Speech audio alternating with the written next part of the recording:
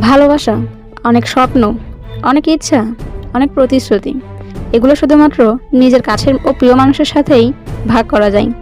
ভাবছেন এগুলো কেন বলছি? হ্যাঁ, ভালোবাসা। কিন্তু এই ভালোবাসার মানুষ যখন অন্য কাউকে পেয়ে তোমাকে ভুলে যায়, তখন মনে হয় পৃথিবীর সব রং হারিয়ে গেছে। এমন অনেক সম্পর্ক রয়েছে যারা একসময় একে অন্যকে ছাড়া থাকতে পারতো না, কিন্তু ঠিক তারাই এখন একে অন্যের মুখও দেখতে চায় না। কিন্তু কেন? কিসের জন্য? তবে কি এটার কারণ আমরা? আমাদের ছোট কোনো ভুলের কারণে কি আমাদের আপন মানুষ আমাদের থেকে দূরে চলে যায়? এইসব প্রশ্নের উত্তরই দিব আজকের এই ভিডিওতে।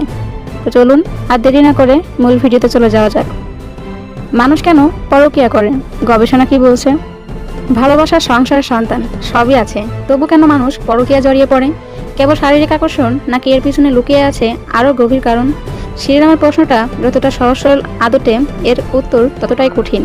পরকীয়া যখন থেকে বিয়ের উদ্ভব ঘটেছে, রোমান্টিক সম্পর্কে সবচেয়ে সংবেদনশীল, জটিল আর বিতর্কিত অধ্যায়ের নাম পরকীয়া। বিশ্বজুড়ে গবেষণা কি বলছে?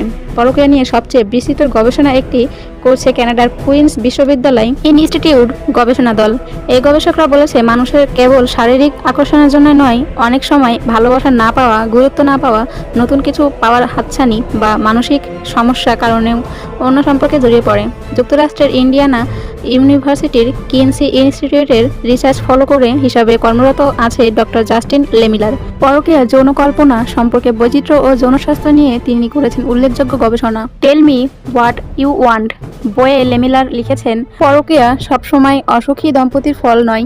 অনেক সময় সুখী দম্পতির একজন নতুন অভিজ্ঞতা, বৈচিত্র্য বা উত্তেজনার খোঁজ সম্পর্কে বাইরে পা বাড়াতে পারে, তাই সেটা ছেলে হোক বা মেয়ে হোক। গবেষণায় উঠে আসা প্রধান কারণগুলো: 1.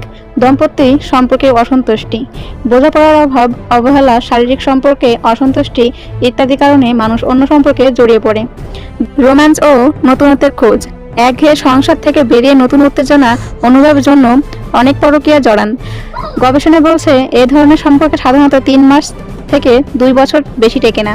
তোমরা যারা ভিডিওটিকে এই পর্যন্ত দেখে ফেলেছো কিন্তু এখনো চ্যানেলটিকে বা ভিডিওটিকে লাইক করো নাই, তোমাদেরকে বলছি চ্যানেলটিকে সাবস্ক্রাইব বা ভিডিওতে একটা লাইক করে দাও, আর আমি আমার ভিডিওটা কন্টিনিউ করতে থাকি। কর্মস্থলে ঘনিষ্ঠতা, দীর্ঘ সময় একসঙ্গে কাজ করার ফলে সহকর্মী থেকে প্রেমিক প্রেমিকা হয়ে ওঠার ঘটনাও নতুন নয়। শৈশবের ট্রমা, বাবা মার ঝগড়া ও অশান্তি, বেড়ে ওঠার সন্তানরা অনেক সময় প্রাপ্তবয়স্ক হয়ে পরকীয়া। সব মিলিয়ে পরকীয়া একক কারণে কখনোই হয় না। এটা নতুনত্বের খোঁজ, পারিবারিক সমস্যা বা অবহেলার কারণে হয়ে থাকে। গবেষকদের মতে এটা এড়িয়ে যাওয়ার জন্য বিশ্বাস, ভালোবাসা সম্পর্কে থাকা খুবই জরুরি।